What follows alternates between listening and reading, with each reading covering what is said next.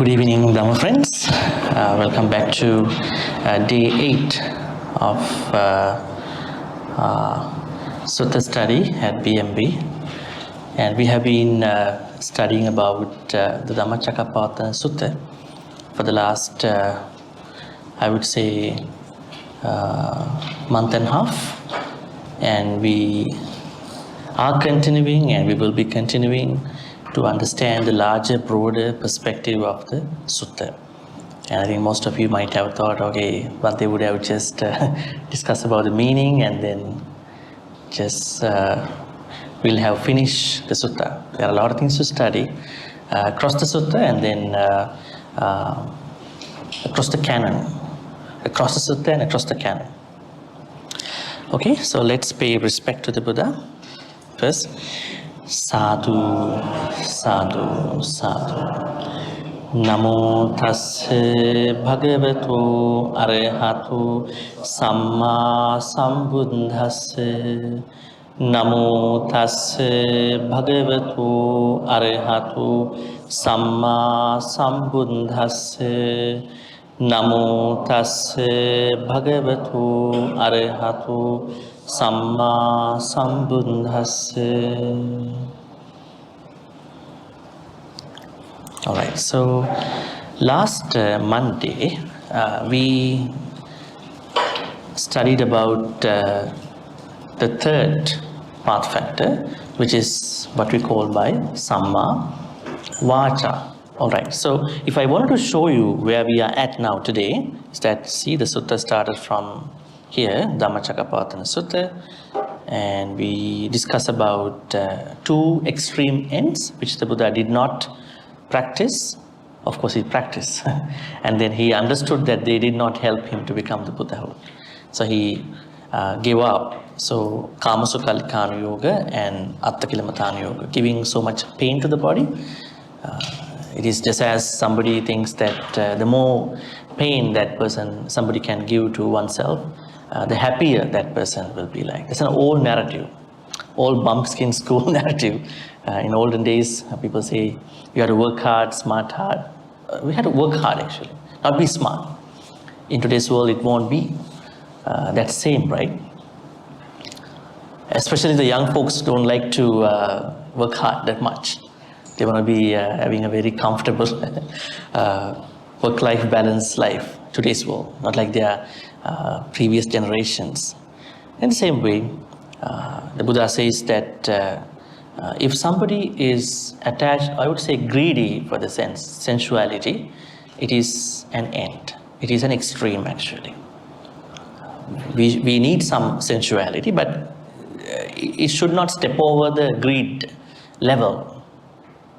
And then on the other hand, if you completely deny kamas, I would say giving pain to the body, that will be another extreme where we will not continue. And then after that we discuss about middle path. This is where we are still. We have been discussing right view, right intention, right speech. Today, right action. Right action. What is the right action? All right. We have a word for that. We call it Samma Kammanta. Samma Kammanta. The word is similar to Kamma. Why is it Kammanta? Why it was not Kamma? Now we have two words, right? In Pali we know, I would say, Kamma. Right? This is a very popular word that you know, right? And then the second is here, Kammanta. What could be a difference? What is Kamma? How do we understand these two terms? Because we know Kamma oftentimes, and then here Kammanta. Looks like there's a difference by letters. Now, Kamma means it is a neutral. It's a neutral word.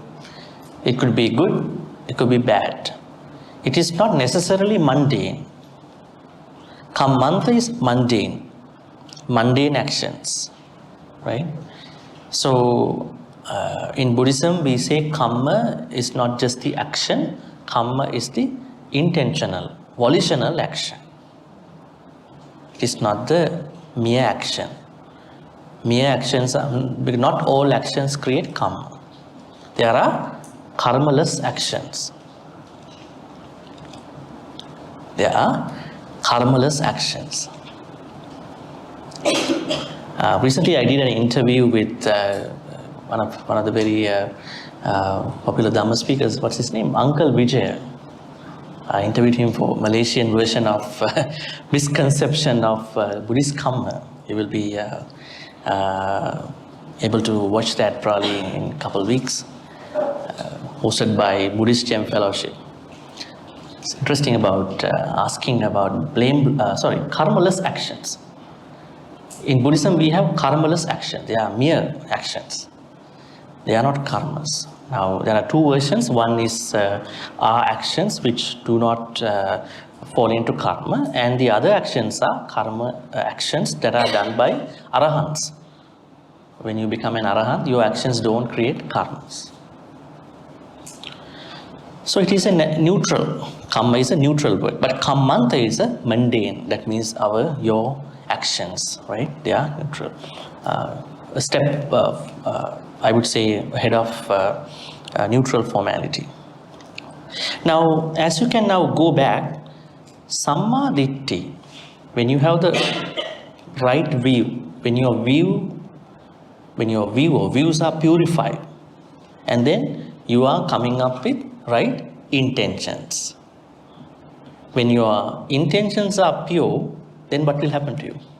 Then your words which arise from the, I would say, intentions will become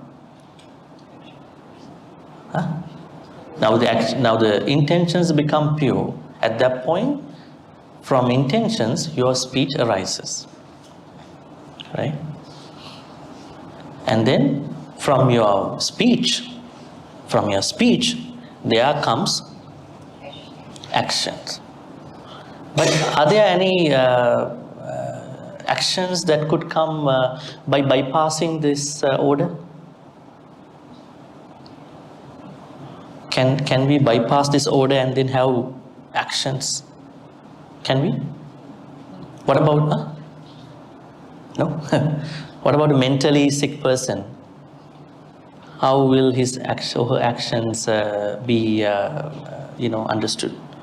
Do you think that this mentally sick person has a view? Yeah, definitely. Intentions, definitely intention part might not be working as much as he or she thinks. And then the speech part, so there are some issues in that part. It's not a regular kind of a linear process that we see. For us, we have the linear process where we see that our actions primarily come from our speech, because we discussed last Monday that we mentally chat. We have mental chatters. We have mental chatting. We not only speak, we also mentally speak to us, right? I think most part we talk to us mentally, right? So that means our speech should not necessarily come from words, I would say, the language format, right? So then most of the actions are not having foundation of visible words, right? We think that we should have visible words. That means I say something and I work upon that. I work on it. But not necessarily. That means we mentally talk and then we put them into actions. It can work in both ways. All right, so let's get into an idea. I'm going to read these two later. What is Kammanta? Well, I would say here, we already discussed Mano Kamma, that means Ditti, Sankappa, Samma Ditti, Samma Sankappa, and Vachi Kamma, Samma Vacha. Now here with Kammanta, we are going to talk about Kaya Kamma. That means Mano Kamma first, Vachi Kamma second, Kaya Kamma third. It looks to me a reverse order, right? right? It's a reverse order now. We start from body, then speech and the mind. But now here, the Noble Eightfold Path talks about the complete opposite of that order. Mind, then speech, and then bodily actions, right? Manokamma means Ditti Sankappa, as you can see. This is interesting that you can see, but your Vachi Kamma and Kaya Kamma display what you already have in Manokamma. Okay, what are the basically the right actions? Abstaining from taking life, abstaining from stealing, abstaining from sexual misconduct. In other words, 3 out of the 5 precepts. Panadipata Veramani, Adinadana Veramani, Kamisumichachara Veramani. Why Musavada Veramani? Not a part of this, because it relates to speech. And Suramereya Majjapamadattana, not taking intoxicants which cloud the mind. Why it is not a part of Samma Kamma, the right action? It could be an action. Why is it? Why is Suramere not a part of this? These are the 3. 1, 2, 3. Why Suramere is not a part of it? Suramere means intoxicants. It is not necessarily alcohol, because we consume alcohol, right? At which point? Even at the doctor's supervised process, we had to consume alcohol. Maybe I would say we catch a cold, we catch I would say a cough. At that point, over-the-counter medications do not work. So a doctor might say that you may have to take an antibiotic, in which you might consume some alcoholic stuff, a codeine-based syrup. And doctor advises you to take it just before sleep, not during the day. It will make you drowsy. Why? That particular medication, antibiotic, cannot work up until you put yourself to the sleep. And then the medication start working. And we consume alcohol. So Suramere is not just consuming alcohol. Suramere means, what's that? Addiction. That means you can mindfully drink. You can drink mindfully. It's a thought given by Tibetan Lama, I think, in the US. We can promote mindful drinking in the US culture. But very controversial article on internet. You can search that. What else? So how do we understand this 5th precept? I tell you that it is not drinking alcohol, because we drink alcohol. We consume alcohol. If so, it's not the surface level of consuming. It is when someone drinks to intoxicate, right? To cloud the mind. It is when someone purposely clouds the mind. It is someone when, as you said, consumes as an addiction, as a habit of addiction, whereby your mind gets clouded. There is no clarity. There is no opportunity for you to have a self-control. There is no opportunity for you to have an awareness where you can, I would say, give a good judgment about anything. Your mind is clouded, because the whole Buddhism is about clarifying the mind, right? Not to cloud the mind. So then why is that kind of a very important aspect of our life not included under right action? It is not given in anywhere in the Noble Eightfold Path. Why is it? Because it is implied. It is implied within the right mindfulness somewhere further up. It is implied. So there are things that they are implied. So we have to understand that the sense is implied sense, not the direct sense of saying that. That is why it is not here, because it's a very common sense. If you take such intoxicants, It is not alcohol only. There are. We had a talk last Sunday actually, about this topic. A long talk here, where in which I discuss about what is sura, what is mereya, what is majja. These are three types of intoxicants. Sura means, I would say, fermented liquor. I would say powdered type of intoxication from wheat and flour. And mereya means distilled drinks, items, spirits. And then majja means refined. It could be honey, things that people used out of honey and juice, where in which there is another type of intoxication can happen. So they are physical stuff, because we should know what we drink, what we eat. Sura mere cannot be stopped without knowing what they are, right? So it is physical stuff. So it's very common sense. It is implied within another noble path factor ahead of the path. So that is why it is not a part of the Samma Kammanta. I'm not going to read everything, so you can read that. I'm going to highlight only the most important parts. All right, let's talk about the first precept. I would say by incorporating it into this practice, Samma Kammanta. As you can see here, now we are discussing the path over here, right action.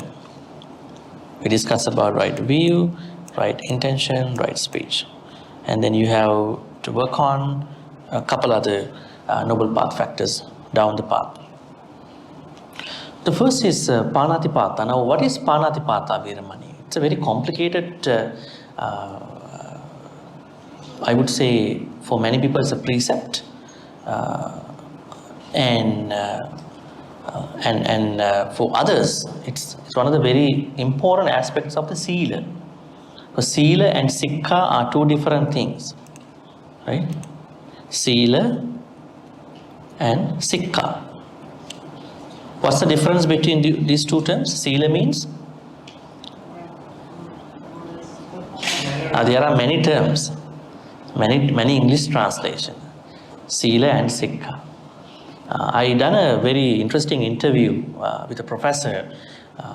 He's a professor about ethics in Buddhism and philosophy, who acquired degrees from masters from Cambridge and PhD from Hawaii, Manoa, about precepts and sila.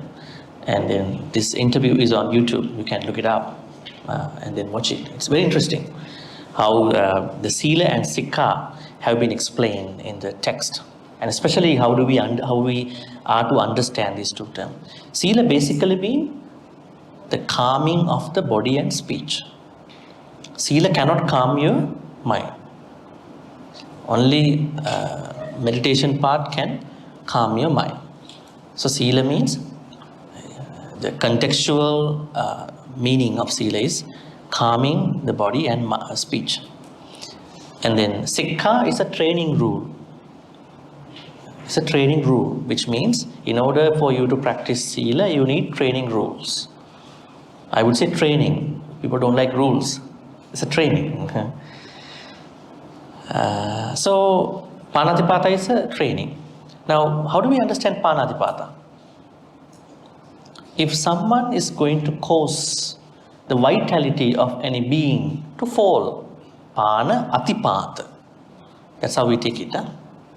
Pana Atipata. Pana is a being. Ati is a prefix. Pata is cause to fall. If someone is going to cause a vitality of other being, even oneself, to fall, drop. What is vitality? Do we find this term in the canon? Vitality. What is vitality? In English, you know what is vitality. Jivita Indriya. In Pali we call Jivita Indriya. This is an Abhidhammic term actually. In Abhidhamma, you see this. Right? It Jivitendriya. Don't worry, I'm not teaching Abhidhamma. You might run away. I'm trying to make it very easy for you to understand. Even Abhidhamma, some stuff, very important stuff. So, Jivitendriya can be dropped. What is Jivitendriya? What will? Life force. Another term is vitality. When you die, what will happen to you? Now you die one day. Then, the moment you die, your base consciousness or sansaric consciousness departs from your body. Okay? Even you die with an accident or a shooting or a stabbing or a natural death, whatever happens to you, your consciousness departs from your body. Then once it departs, it becomes homogeneous. Otherwise, how does that sansaric consciousness looks for another body? We call that moment a Gandhabba. That means once the sansaric consciousness leaves from yourself, then we call it a Gandhabba, and instantly it is supposed to this non-gendered. Then only you become non-gendered. That during that time, unless you are going to reborn in some way, Once you took roots, once your sansaric consciousness took roots in another body, only you manifest gender. But during that time, you have no gender. Right? Ungendered, non-gendered time. Good. Right? Like some washrooms in some universities back in Canada. You go to the washroom, everybody is there. Right? Males, females, everybody there. Yeah, they want to form no gender kind of a washroom theory. I don't know if it works or not. Anyways, so then what happens? Let's say you are able to get into a body, physicality, animal kingdom or human place. Then what happens? The first thing that your sansaric consciousness is entering is the Jivitendriya. It enters into the Jivitendriya. Yeah, Jivitendriya. It's an Abhidhamma term. Pali Canon does not talk about it. Suttas don't talk about it. But here, why I am bringing this is, once the Jivitendriya is lost, that person is dead. Right? So, Panatipata means that you are causing someone's life force or vitality to drop. Right? This is the idea. This can be done to you also. And those people who are very depressed, who cannot understand the hurried situations, pressurized situations in their life, when they are thinking that they have no help and they're going to die themselves, which is a very bad decision, which is Panatipata too, which is suicide, So they do the same thing. In Buddhism, it is not only that you fall other people's vitality to drop, it is also, if you cause your vitality to drop, it is also Panatipata Veramani. It is legal friendly too. Let's say you're going to take your life and suddenly you couldn't make it happen. Then the police come and arrest you. Yeah, they take you to the legality. Because you can't do that, right? Anywhere in the world. So the idea here is that, now this is Panatipata, but this Panatipata idea, let's say killing or maybe in its contextual format, causing someone's vitality to drop, all these ideas are revolving around a bunch of other aspects. Now in Buddhism, we know that the Buddhism does not worry about the death, is it? Does the Buddha worry about the death? He does not worry about it. He says people are dying, that's why you should practice Dhamma. Right? Are there people who practice Dhamma just because they die? death is fundamentally accepted everywhere. But you should not have a very untimely death, miserable death. The Buddhism concerns about killing. Killing is the concern, not the death. Right? Now, what are the very, I would say, controversial areas of the death in today's world? How do we practice it? Because this is not the Buddha's time now. Now, there are certain aspects, I would say, euthanasia. It's a very common concept in many countries at the moment, especially in the developed countries. What does euthanasia means? Honor killing. That means you can authorize medical professionals that you can't take the pain anymore, and then you were prescribed for a cancer or whatever, and you want to die. Now the problem is, in Buddhism, you can't even authorize someone to kill you. Right? Let's talk about the practical issues later. You can't authorize someone to kill you. Second, a medical professional who is going to do it, you might think that, okay, that person will do it in good faith, but he or she knows that I'm going to kill this person in whatever the good way or bad way. So euthanasia is anti-friendly. It's not friendly in Buddhism. But Western countries, they perform in Canada, Switzerland, and you can do it even. Some people don't even let other people know. They just go and sign up and then they die. Right? And they charge a lot, 20,000, 30,000. Yeah, recently, I think a couple months ago, three ladies disappeared from the US. They went to Switzerland. Now they have very sophisticated places where you authorize and you die, they do the rest of the things. Right? New things, huh?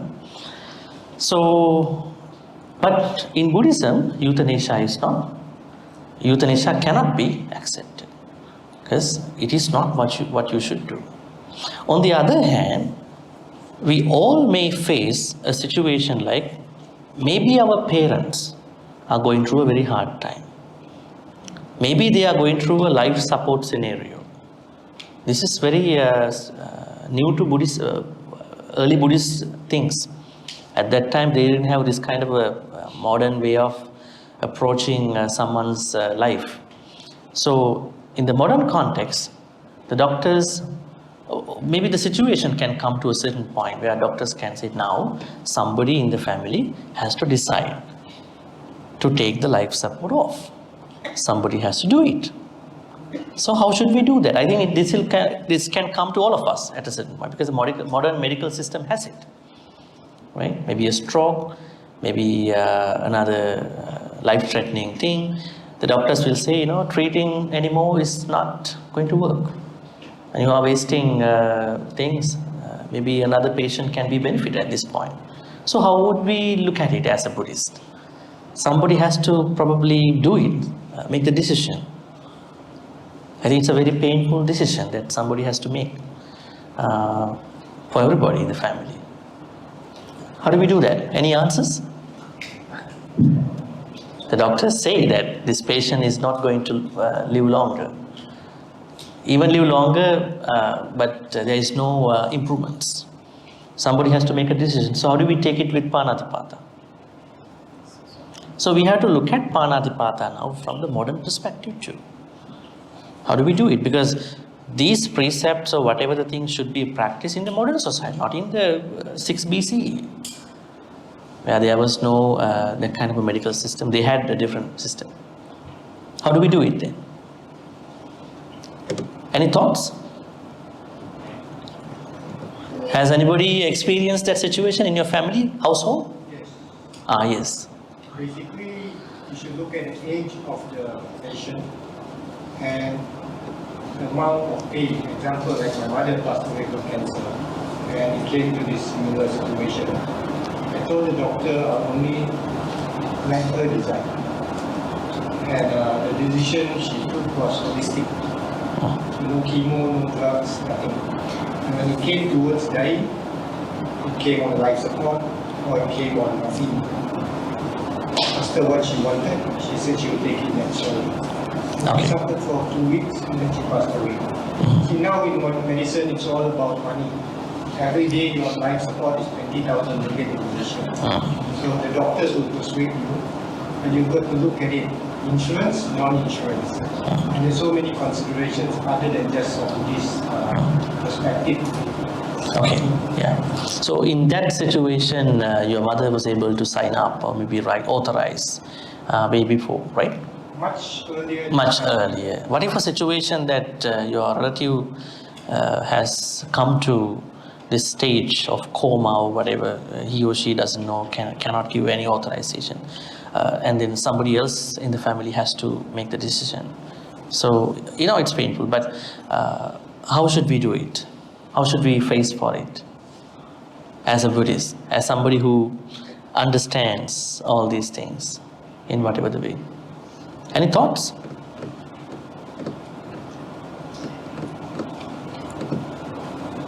Yes. Actually, if I'm in his mother's position, I would have felt the same to you. And then if I have made the decision for another person, the criteria would be about the same. The chances of separation. Can be right. I think it's the same as deciding to give organ donation. Sometimes patient may be really, they actually decide to, there's an option to end the life, so another decision is Yeah, legally we don't have an issue. Legally somebody has to make a decision, it's easy. But conscious-wise, Buddhist-wise, we have to make a very moral type of decision. Right? Now, there are other issues like this, right? Let's say a bunch of scientists going to have some experimentation out of some rats, cockroaches, maybe other animals. But if you ask them why they do it, they might say this is for the creation of a medication, drug, maybe to save many other beings. Right? So there are things like that. But I met somebody who is very worried about what she did in a lab. Now she's in the middle age. When she was young, she didn't care about it, but now she suffers a lot about it. So that's why we have to be very careful. We have to understand, should we go for it or not? Maybe some bold people might do it. So our intention should be pure at that point. Right? If the doctors say, if you cannot afford it, you should take a decision, right? Not just, hey, I'm going to kill you, take the life out of. Not that way, right? So you have to prepare to make that decision because you are supposed to make that decision in the proper way. That is euthanasia, one perspective of Panatipata. What are the other perspectives that we may have to struggle? Yeah. I had an experience like this. My mom was in semi-coma in the hospital. I had an experience. My mom was in the hospital and her health slipped and she went into semi-coma, being treated by 4 specialists. So one of the specialists actually told me that they should bring her home. Otherwise the bill will just run into the hundreds of thousands and she actually cannot be saved. So obviously I asked the doctor, you're asking me to kill my mom. That was the first question I asked him. And he said, no, you have to be wise. Because there's really no reason for her to stay there and suffer. Because there's nothing the doctors can do for her. So out of 4 doctors, only one doctor who's closer to us asked me to make a decision with my brothers. So I actually made the decision to bring her home. Yeah. And she carried on for 1 month. So during that 1 month, we actually attempted to give her very good comfort. I think that's the least we could do for her. Just do chanting every day. Her temple mates came and also So I think that was the least we could do for her. Gave her very good 1 month before she died peacefully. That's my sharing. Yeah, like that we can create positive decisions, positive thoughts about it, but we are not supposed to kill without that kind of a situation, because we have to understand each situation and then work accordingly. Alright, so Panatapata, what are the other elements of Panatapata? Especially killing stuff. Now, especially James say that you have to be very careful, extra careful. Actually, it is a good idea, even for Buddhists. We are careful, we are not going to kill any being's life. What about that, I would say,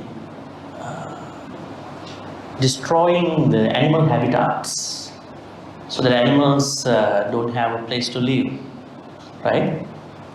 This can be taken from a larger perspective. But what if that you have rats, a lot of rats in your household? You have to make a decision for that, right? You can't let a lot of rats come into your house and then get sick, right? So there are situations where you have to make a decision rather than just trying to practice sila without a point. Sila always has to be practiced with a good perspective, right? We are trying to avoid any killing, but it is not just mere killing, right? Mere avoidance of the killing, but we have to carry lots of, I would say, wisdom to that. Otherwise, we are only avoiding certain things. So, not killing, not causing vitality of any being to fall has to be thought in a very larger, greater perspective. And then the second is Adinadana Veramani. Adinadana Veramani means not taking what's not given.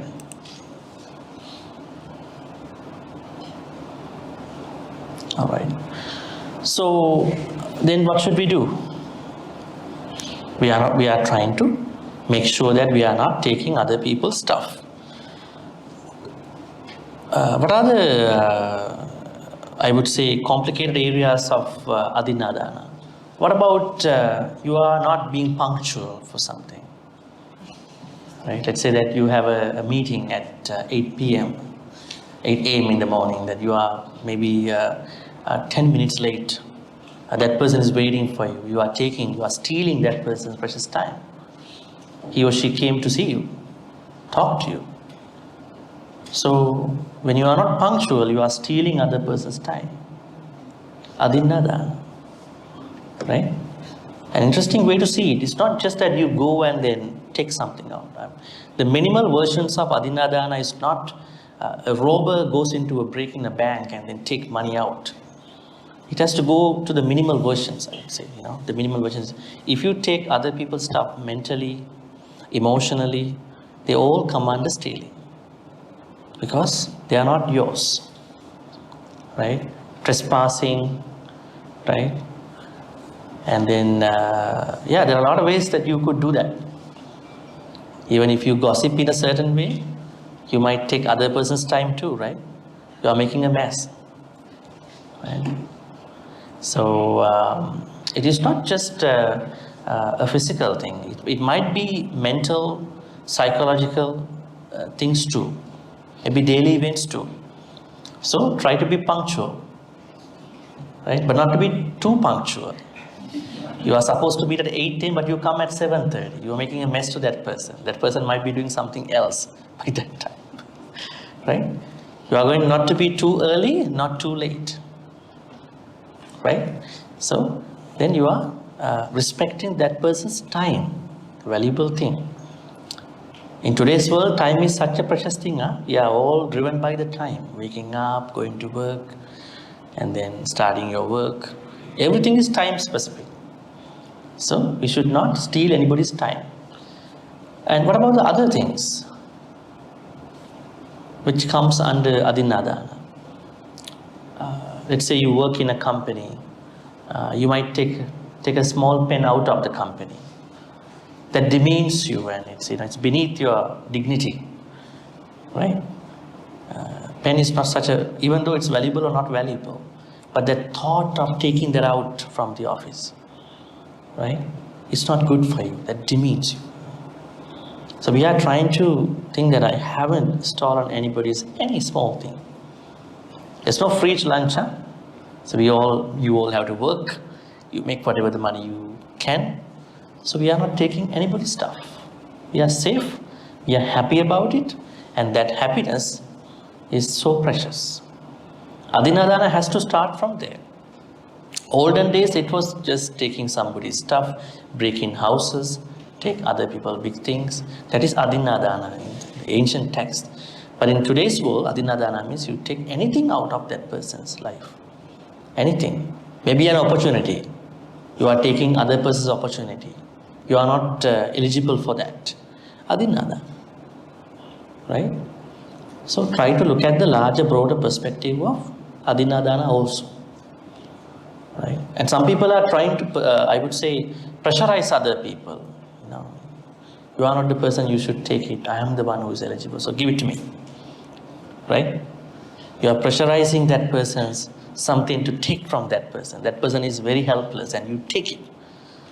You are forcibly doing that to take that person to come to that level. Because most people are very vulnerable emotionally. They don't know what to do. Right? So we have to look at it from a very, as I always say, larger, broader perspective. On the other hand, what we develop is dana. Now dana means the opposite of adinadana. Dinnadai, adinnadai. Dinnadai means we only take what was given to us. We don't take anybody's anything. Even a shorter thing. Any complications about adinadana? Any other areas? Yeah? What about not eating what one should eat? Yeah. Can you talk to the mic, please? What about not eating what one should eat, like text or parking? Yeah, it doesn't, yeah. What about not giving what one should eat? For example, tax. Tax. Yeah, is Tax that evasion. steal or greed? Well, yeah, it could be a form of adinadana also, because the Buddha asks us to pay tax. Tax. Yeah, tax. TAX. Because Buddha asks us to do 5 things. Let me tell you. Maybe I can write it here. The first one is Atiti Bali. They are called Bali. Atiti Bali means, I would say, being hospitable to the guest, whoever come to your house. Right? You're taking care of the guest, being hospitable. First one, Atiti Bali. Second is Raja Bali. Raja Bali means pay tax. But this is a very complicated area. Although we are supposed to pay tax, the people who are running the system, they may be corrupted, right? But we are primarily asked to pay tax because somebody has to do this welfare and all that, right? But paying tax is a responsibility of every Buddhist. Do not evade from tax. Number 3 is Pubba Peta Bali. What is it? That means giving good karmas to your dead relatives. Somebody passed away, you have to give good karmas. 4th one is Devata Bali. Devata Bali means sharing merits with the Deva. You should do that also. I think you are doing it in your own cultures. You have lots of goats. Taoist goats, Chinese goats, lots of goats. So you are doing that already. So it's good. It's good. I mean, if you do not invoke blessings, they won't give you anything. That's what we see in the Ratana Sutta, right? In the Ratana Sutta, that's what we see it. Tasma hi bhuta nisameta sabbe mettan karota manusya pajaya. What does it say? It says, Bhante Ananda tells all the Deva who gathered there, look, they are doing your Bali, this Bali, Devata Bali, but you have not taken care of them. Now they are suffering, going through 3 problems. What are they? Non-human issues, then evil spirits, then famine, right? Diseases, right? So you have not come to take care of them. Maybe they have not prayed properly, they prayed wrongly. Yeah, prayers can go wrong because if you don't do the proper way. Just because you go and ask something, it might not work. Right? So, devas need to be invoked. Otherwise, if you think that I do something, Deva will come find me and then do help me, it might not work. Right? They have so much stuff to do. They are busy people. Devata Bali. One Bali is missing. Atiti Bali, Raja Bali, Upeta Bali, Devata Bali. What is the other Bali? We're going to see, there's a sutta called Pattakamma Sutta. Let's see this sutta. Pattakamma. Punacha parang dahapati arya samako uttana viryadi gate bohi baha bala paricite hiseda vakkite dhammike. This is how you have to earn money. Dhammalatte pancha baling kattavati. Jnati balinga. This is what we missed here. Jnati bali. That means helping your relatives. Most of your relatives don't do well in terms of money and all that. So at least once in a while, inviting them for a dinner, right? There are so many things. You should not forget about your relatives. The Buddha said we have to take care of them in the way. But we know there are issues. Your most issues are not with your friends, maybe with your relatives. So they are the known people for a long time. Arguments, maybe the history, wounds. You should know how to do it without making any problem, without putting you in danger, right? So the Buddha says here, Jnati baling, Atiti baling, Pubbapeta baling, Raja baling, Devata baling. If you go to the translation, a noble disciple makes the 5 oblations to relatives, to guests, ancestors, the king. Now the king means tax, and the deities. Right? You are supposed to do all that. All right, Pattakamma Sutta. So now here the understanding is so I would say the concern that she raised. So yeah, evading tax is adinadana because that money is not yours, right? Yeah. So that is another very big area to think about. So we have to be only looking at it in a way. We'll ask later at the end. Otherwise, yeah. We are not otherwise be able to practice adinadana.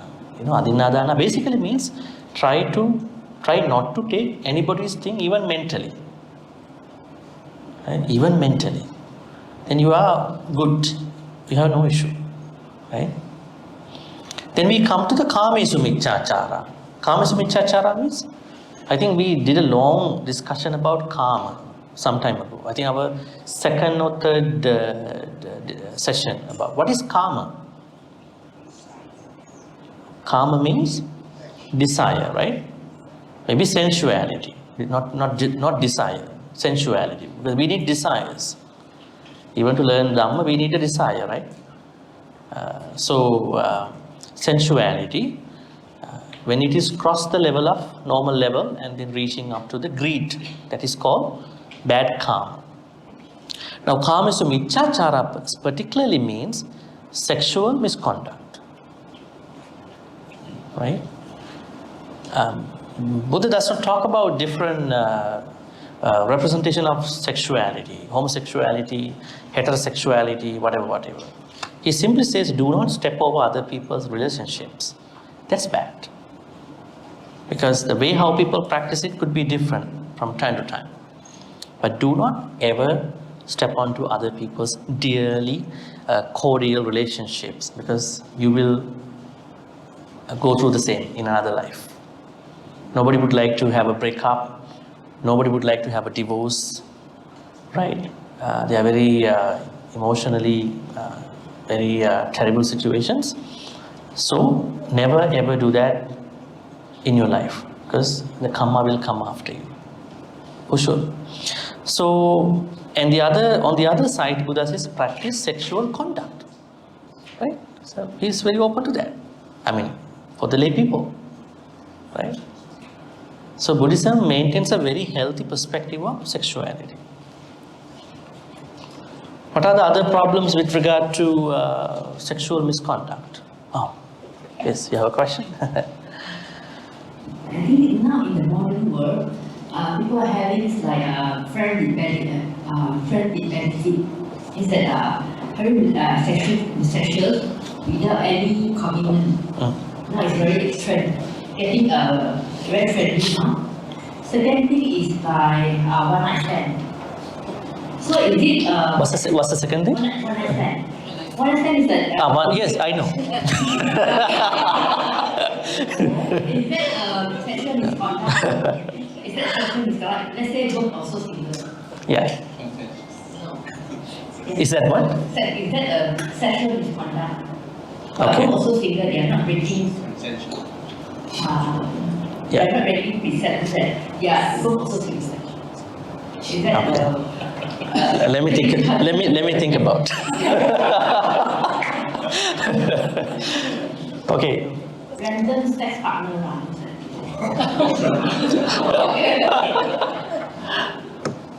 Okay. So the first aspect of the question is friends with benefit, Yes. and the second is one night stand. Okay. So to us, these are modern ways of engaging in sexuality by some people, not everybody. So we have to say that not everybody does that. Some may do. That is why I said the Buddha did not specify about different manifestation of sexuality. Should it be homosexual or heterosexual? But Buddha said never ever step over into other people's relationship. That is where the Buddha is concerned. But we have to look at the elements of that kind of a sexual behavior. Why is someone into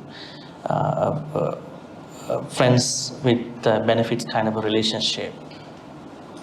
Not the activity itself. Why is that mentality lied on that kind of a thing? That could be a concern in Buddhism.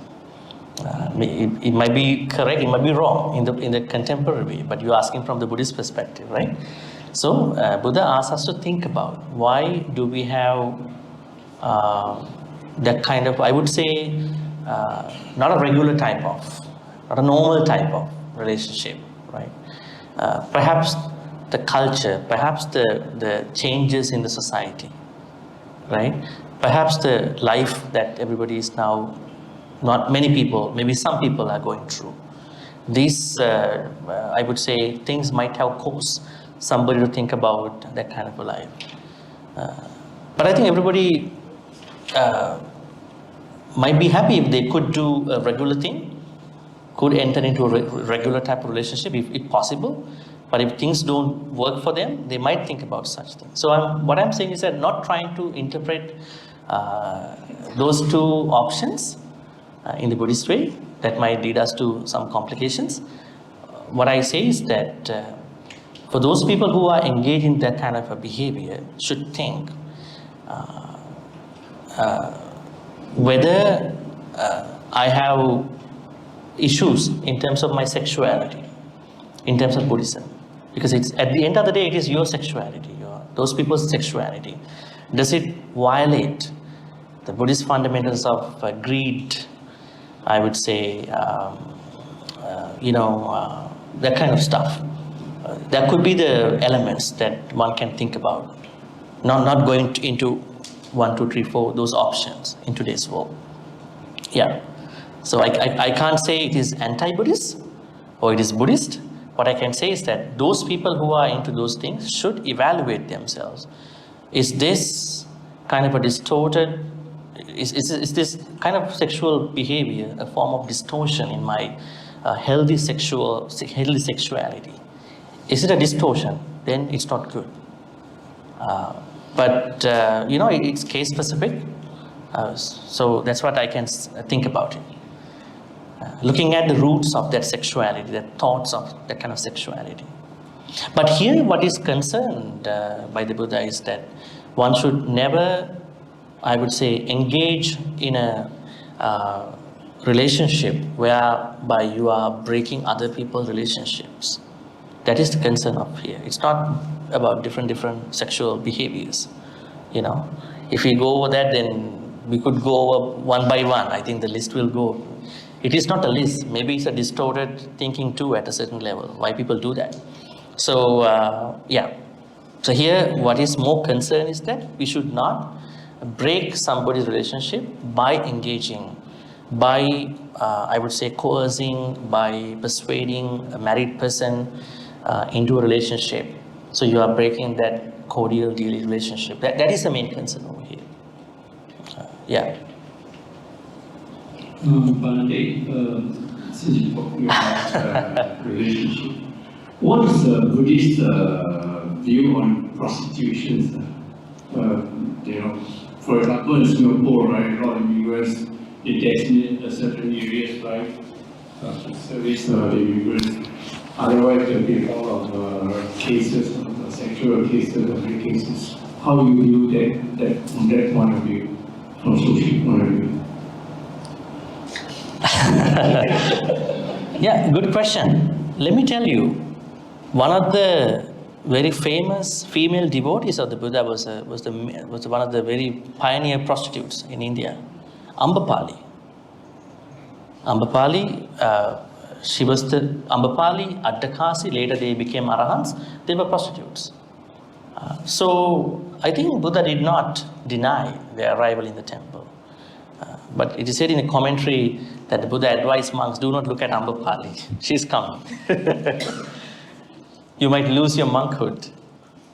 He says in the Atthakatha commentaries. So the thing is that, again, what I'm trying to say is that, people who are going into that kind of a situation should understand, is this the best thing for me to do, right? It's all about understanding. It's about primary intentions about those kind of activity, right? Somebody might say there is a woman who is very poor, she can't take care of the kids, she has no help, maybe she was abandoned by the husband, right? So that's why we cannot say it is bad or good. Rather than I'm asking somebody to think that what caused that person to be in that particular, profession. Yeah, because the Buddha says we have to always think about things like jobs that create you more lobha, more dosa, more moha. If so, you have to avoid such, right? It might be even a simple thing. It might not be that kind of a profession, right? So we cannot say it is bad, it is good. Rather than saying that kind of a thing, we would say, looking at what they are doing, there are many reasons. At the same time, those who are involved in that should consider, did I enter into these professions because of lobha, dosa, moha or not? Then intention is the most important part. Volition is the most important part, not the action itself. Right? Now let's say, as we always talk about soldiers, law enforcement, right? And they are trained, particularly trained, and they may have to use their extra force within a domestic violence situation, maybe a terrorist situation. They may have to kill or shoot, not in the way to kill them, just to protect the country, right? So we are looking at it case by case, right? Yeah. I'd like to take this discussion to another part of it, which is Michachara. We know Kamesu, and we talk about Kamesu and give so many examples. During the Buddha's time, there were people like Chanda who had numerous wives.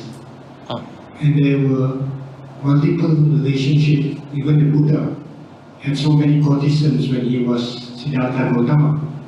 So in that sense, when did it come that one man only had one woman? This is actually what we inherited from the British imperial colonialization. Prior to that, even in China, in India, one man had many wives. And basically, Kamisu Michachara is about how we conduct ourselves. But there is an autonomous moral stand which we take within ourselves and make a decision which we hold upon. However, suddenly it's become that it's society which decides our moral standing. So can Bhante share some insights on this? I think we should not go to that kind of level at this point, because Kamisumichachara does not talk about monogamy or polygamy. It talks about we should not step over into other people's relationship, right? And on the other hand, what it encourages is that those who are married, those who are into relationship should respect their partners. This is the fundamental thing. Not talking about how many spouses should we have or not. That is up to the legality of the country. If you go to a Muslim country, it's a different thing. If you go to a Christian country, it's a different thing. And we are not going to talk about that. Just as that question, those particular behaviors, right? So let's make our boundaries here. Otherwise, we are going to talk about some unnecessary areas. Okay? Just to clarify the point, Chanda was actually giving sermons to monks. The Buddha will ask Chanda, who had minimum 4 wives, to actually advise the monks and teach them. Yeah. The Buddha's time and today is different. We can't do everything what the Buddha saw in his time. Buddha's time, the country was ruled by the kings. They had a harem. They've been with many women, many other people. Now, culture is different, for the good sake or for the bad sake. So we have to look at it from the today's perspective. Let's not talk about how many partners should somebody has in terms of Kamasumichachara. Kamasumichachara simply means we should not step over to other people's relationships, and then respecting your own partner for a cordial, daily relationship. Let's put it that way. Other things are not our priority over here, right? Because we are talking about a very interesting area, Samma Kammanta, it's a noble eightfold path, not about these funny small things that people are having in their daily life, right? Let's come back to that level, that precious level. All right. Okay. So. Can we leave it to the Q&A later? Keep that question, save it. Later, not now. So, now Panatipata Veramani, Adinadana Veramani, Kamasumichachara Veramani are, I would say, actions that everybody who is supposed to practice with, I would say, after Samma Vacha. That means when you have the right speech, from right speech you are going to create good actions. You are going to take care of other beings. You are going to take, you are not going to take what's not given, and you are going to engage in sexual conduct, not in the sexual misconduct. Now we have to get into some of the very interesting part here. Why is Samma Kammanta important? It is one of the Sila parts. Other factors regarding Sila are Samma Vacha and Samma Ajiva. So, Vacha, Samma Vacha is right speech, Samma Kammanta is right action, Samma Ajiva is right living, which will be discussed next Monday. And Samma Samadhi, I would say Samadhi part has Vayama, Sati Samadhi, Panya part has Ditti Sankappa, which are discussed. How to practice Samma Kammanta properly? Now, going beyond the 5 precepts, we have to look at Samma Kammanta within the Noble Eightfold Path. Let's see it. Okay. As you can see here, this is Samma Kammanta. This has to be practiced with Samma Ditti, Samma Vayama, and Samma Sati. Right? That means how do we practice it? Let's say now you know what is Samma Kammanta. Right? But how do you know Samma Kammanta? from some Miccha Kammanta, wrong action. There is somebody who kills, who steals, who sexually misbehaves, right? Then how do we know that that person has a proper understanding about Samma Kammanta? That if that person has Sammaditthi, right view, definitely that person separates out Micchaditthi from Sammaditthi, Sammaditthi from Micchaditthi, right? Now initially, if somebody has right view, can somebody look for distorted sexual behaviors? I don't think so. So it's kind of a very healthy, very wholesome way of looking at all this stuff. And then just because you know this is the proper actions, not killing, not stealing, not sexually misbehaving, can you still go ahead with that knowledge? No, you need effort, right? You have to do it effortfully. Without effort, you cannot practice Samma Kammanta. Let's say now you are very tempted. You are a married man. You are very tempted. You are in a situation that you have lots of opportunities. What would you do? You have to bring Samma Vayam. You know this is bad. You could do it. You may be a married woman, right? Yeah, you may be into a relationship already.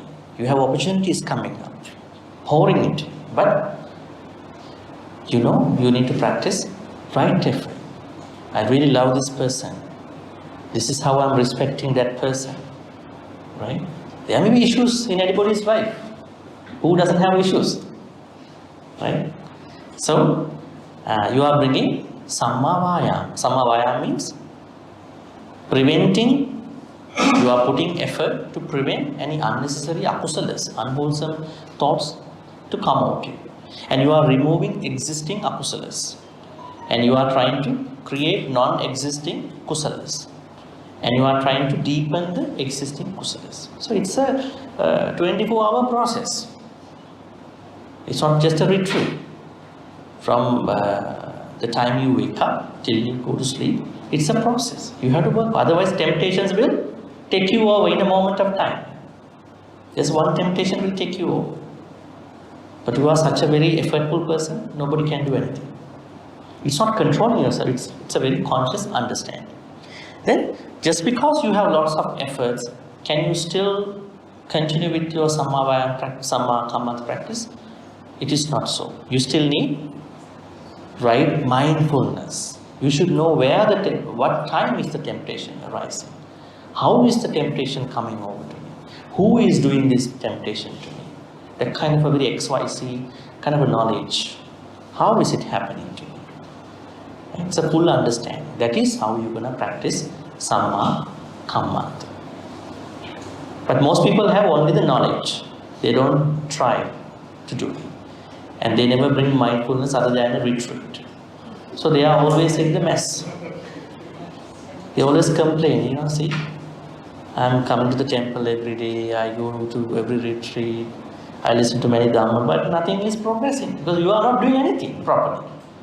You are practicing the wrong way. Right?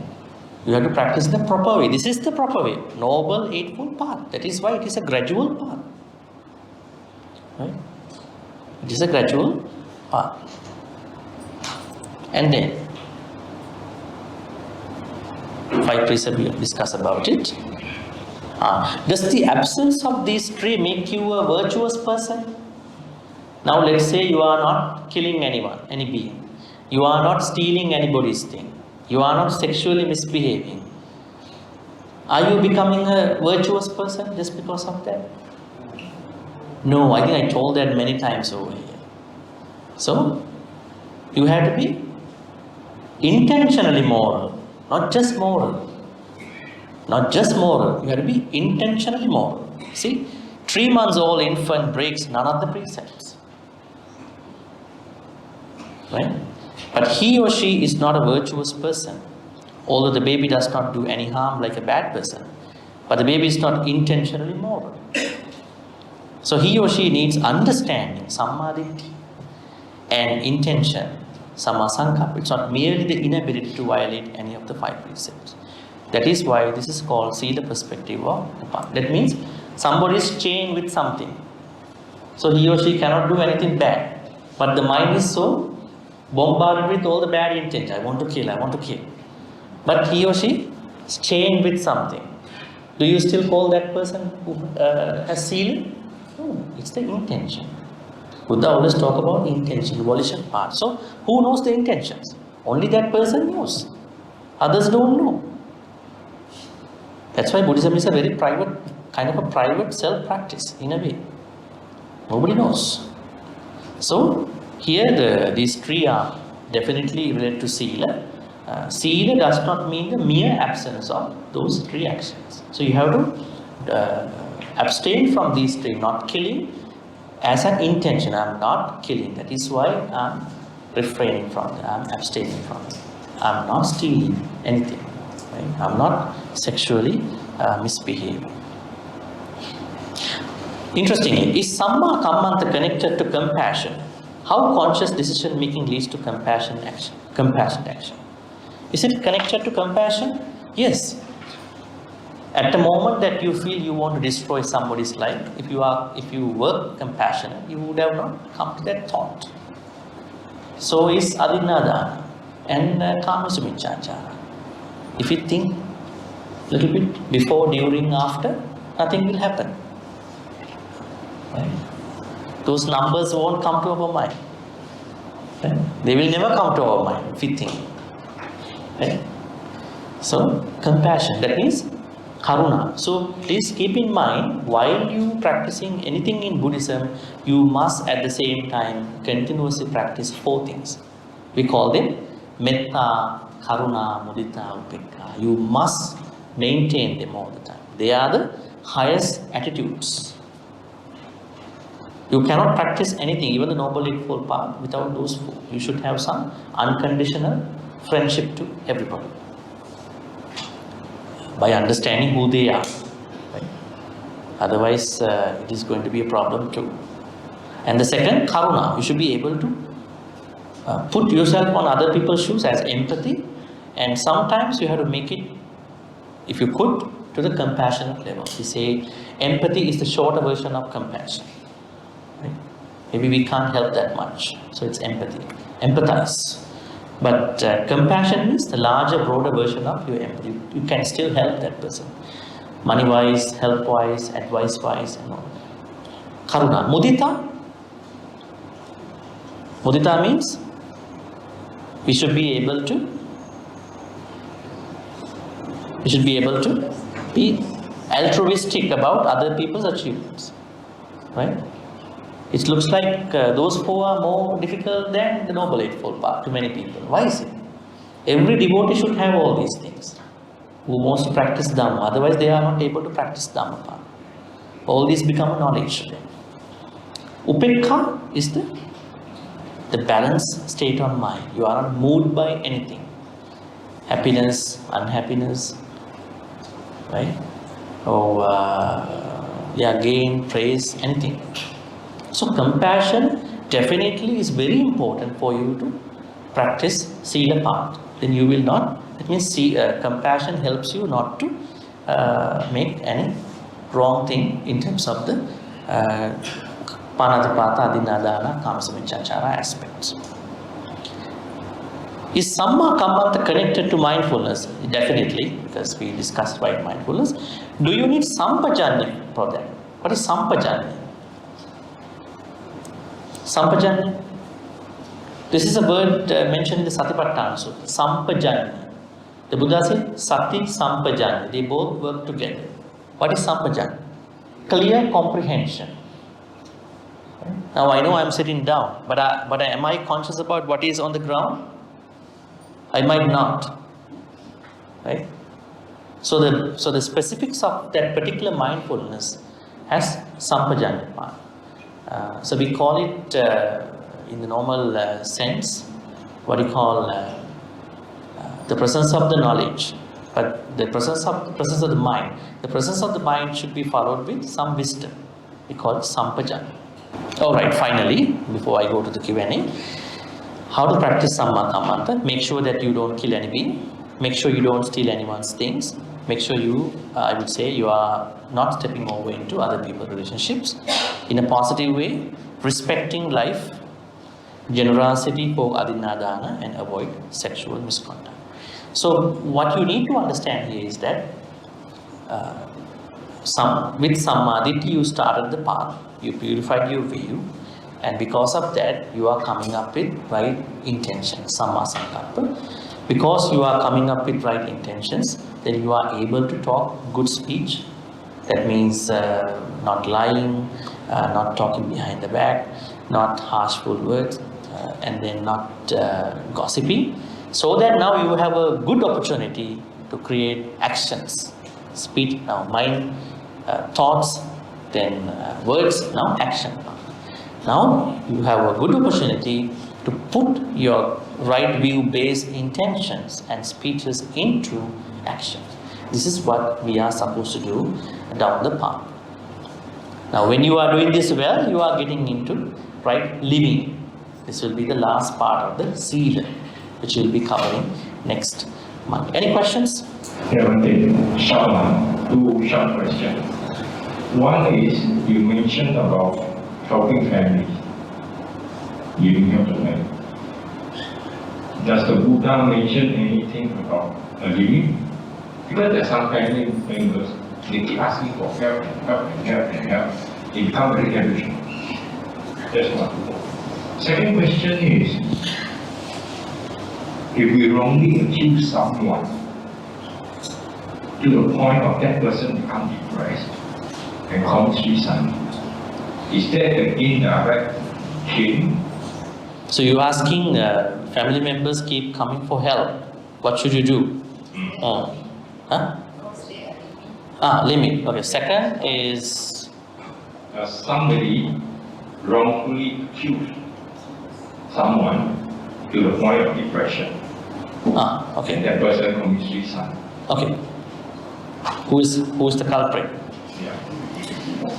Help. Good. Yeah, so that's the thing actually. That's why I said when you are going to practice the Jnati Bali, this one, Jnati Bali, the being hospitable to your relatives, you have to be wise, careful, because some relatives are trying to take advantage out of you. But it should not deprive of your ability to help them. Right? That means for any good thing you should practice some type of wisdom. Without wisdom you cannot practice some level of wisdom, you cannot practice any good thing. You should know the limit, the boundary, how to persuade them. This is what I can do for you. Right? So we need a certain level of wisdom to tackle those people without making them unhappy. At the same time, without depriving your good will actually towards them. First. Second is that it depends on the intention. We don't know the intention. Maybe it seems that one person made it, but maybe he or she didn't have the intention to do so. So we can't say without understanding the intention. If the intention was to kill, destroy some other being's life, definitely then yes. But sometimes not. Yeah. Otherwise we can't say. That's why I'm saying we cannot analyze the karma from the external actions only. Right? We cannot do that in Buddhism. We don't know the intention. But some people lie. That's a different part. They only know what they are doing. Make sense? Okay, good. Bhante, on the issue of cases of sexuality, I think 2 points were overlooked, which Buddha stressed on. One is suffering, and the other is wisdom. And that is related to Samma. Now, suffering in the cases of these relationships, there have been enough case histories where there have been suffering as a result of such behavior. And of course, related to this is the attachment aspect of greed. If a person can get into a relationship of random sexual behavior, one night stands, etc., without greed, knowing the consequences, and they are okay, that's fine, for themselves. But the other party may not have the same frame of reference, in which case suffering will be a consequential thing. So that's one aspect. So at the end of the day, this is deviant from the training guidelines. The other aspect of rape and incest, that again has aspect of suffering from aspect of betrayal. In the case of rape, you are not respecting the rights of the victim. In the case of incest, you are not upholding the trust of guardianship. So I think if a practicing Buddhist takes into account all these when practicing the Noble Eightfold Path, they will find that although peripheral to the training guidelines, they are improper conduct. That's how I view it. Thank you. Yeah. There are a lot of good suggestions to think about. I think rather than looking at these things from different perspectives, I would say if your even the married sexuality goes to a level of greed, that is immoral. Then what about other non-married relationships? That's the thing. Right? So we put them up here that this is a kind of a behavior, is it good or bad? Rather than thinking that way, if you promote greed in whatever the structure, that is unwholesome. But there is a certain level of karma, that is Samma, that is good, that is okay for lay people. Let them practice the way that they want. But if the greed is arisen at a certain point, then there is the issue where people are suffering. As you said that even though that particular person may not have intention, the other person might be affected badly, right? Yes. Okay, yeah. On the topic of the intention, I want to further go into it. Let's say that some gentleman said that somebody is being accused or may accused, but maybe the person has no intention. But because there's ignorance, and we talk about defilement, greed, hatred, ignorance. Ignorance is one of defilement. So without the right view comes the ignorance. So does karma establish that? Does karma establish in his action because of his ignorance that has caused somebody to be go into depression and then eventually things happen? So does that constitute to a karma? Actually, these those type of situations go between one's own taking care of one's own what you call spirituality or the karma, right? So we never know what that person has as an intention. But if let's say somebody is run over by a vehicle on the road, maybe the driver has no intention, right? He or she had no intention, but he or she could not stop the car. He shouldn't have stopped the car. Where's the problem? Now we looking at it from a modern perspective. Driver should have stopped the car. But from a spiritual point, somebody can say, no, that was his or her karma. That is little bad. It's embarrassing to say that. We always have a responsibility to do something, right? We are not talking from a past point of view or future point of view. So that's why we have to be very careful. In analyzing karma, we have to be very careful. Do we create karma violence? This is a topic in the West. Let's say you see a handicapped person. According to karma, you will easily pick up on that person. Oh, this person may have done bad karma in the past life. It may be not. Maybe yes. We never know. So what we are supposed to do? No, we are not looking at that way. We are going to help that person out. What do you want? How can I help you? That is, I think in understanding this situation, we should be very careful. We have to live in the moment at that point. And how do we do the help to the other person? So, picking up on karma easily is not a good approach all the time. Yeah, but if you look at that kind of a situation, we never know who is the person who made the issue. That is why we have to look at the association of the unwise people is a problem. And we have to go back to the rudimentary level. We have to always be in the company of the Kalyana Mittas, good friends. Good friends will never take us to that kind of a level. Right? So we mess up our life at an early age with partners and those people, bad friends.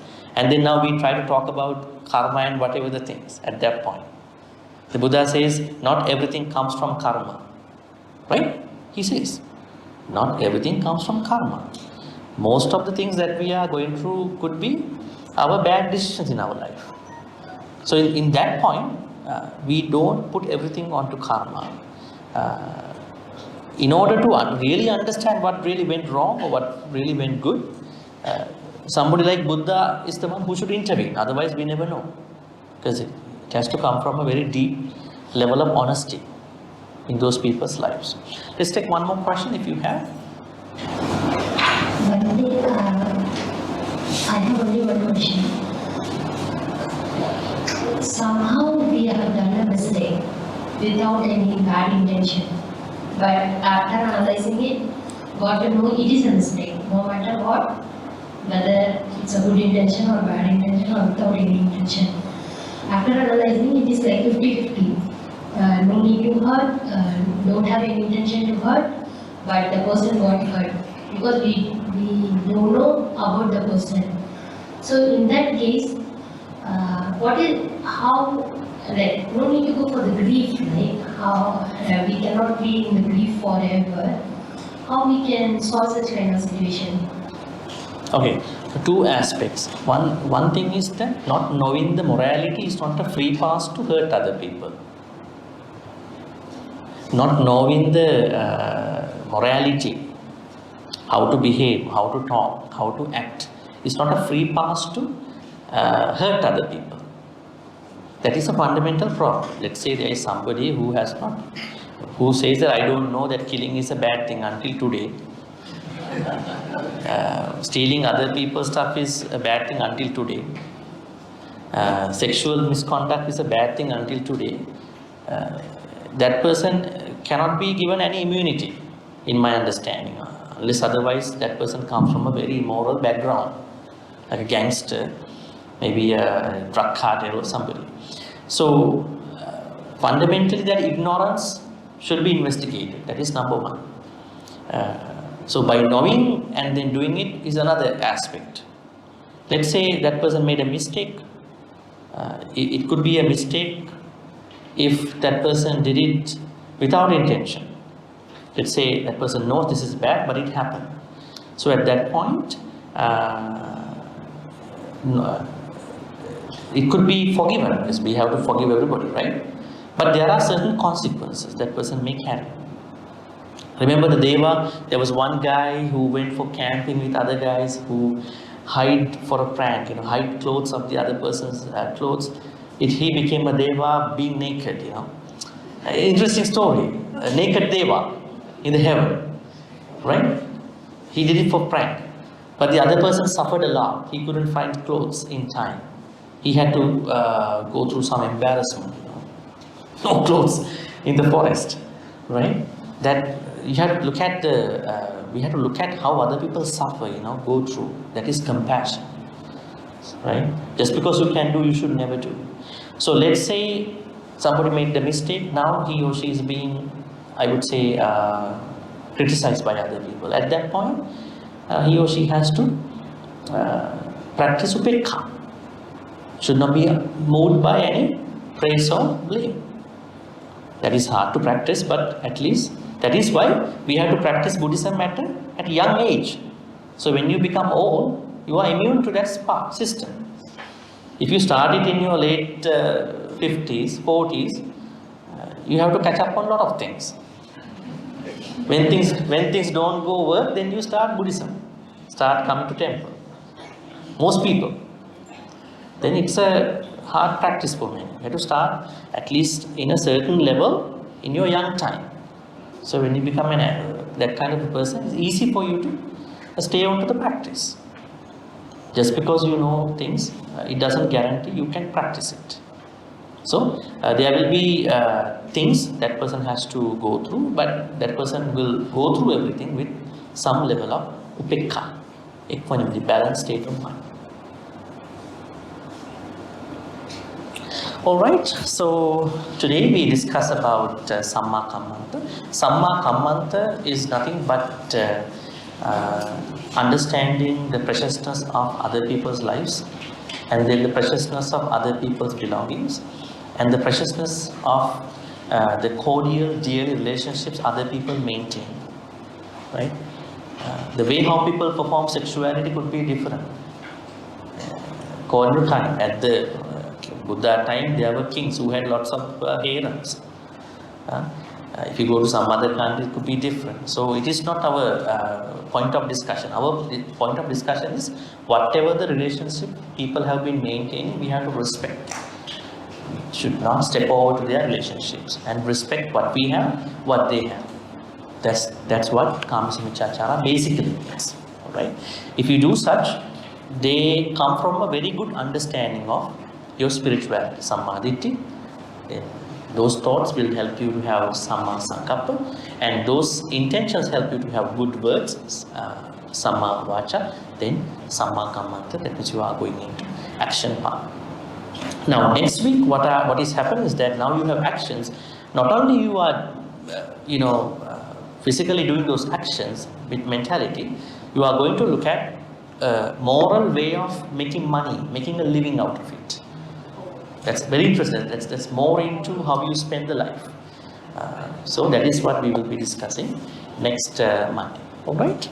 Let's share all these good karmas. May all the good karmas which we've been accumulating today be transferred to all the departed beings who passed away in the name of all of us.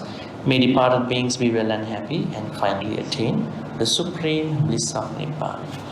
Sadhu, sadhu, sadhu.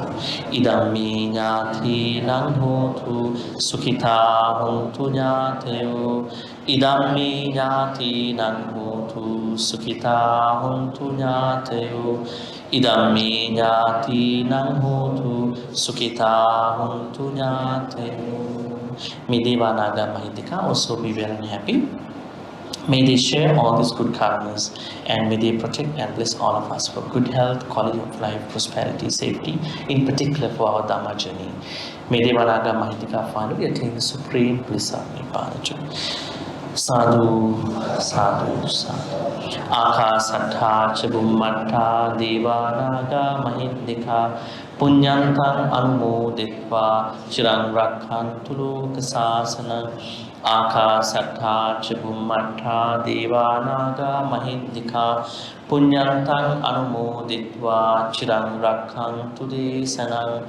Akasattha ca Bhummattha Devanaga Mahidika Punyantang Anumoditva Chirang Rakhantu Mang Paranti Chirang Rakhantu Tvang Sadati. Ittavata ca ammehi sampatang punya sampadang sabbe deva anumodantu sabba sampatti siddhya. Ittavata ca ammehi sampatang punya sabbe bhuta anumodantu sabba sampatti siddhya. Ittavata ca ammehi sampatang punya sampadang sabbe satta anumodantu sabba sampatti siddhya. May we be in the company of the Kalyana Mittas. A lot of our mistakes, problems happen because we don't have the association with the Kalyana Mittas. May we be in the company of Kalyana Mittas till we attain the supreme bliss of Nibbana. Imina punya kammena mami bala samagamo satang samagamo hotu Yāve nibbāna pattaya. Finally, may all the good karmas which we've been accumulating today be supportive and helpful for all of us to attain the supreme bliss of Nibbana. Sadhu, sadhu, sadhu. Abhivadana sīrisse niccāṁ vaddhā pachāyino cattaro dhamma vaddhanti ayuvannu sukhaṁ balam ayurārogya sampatti sagga sampatti mevaca ato nibbāna sampatti iminati samicchatu. Sadhu, sadhu.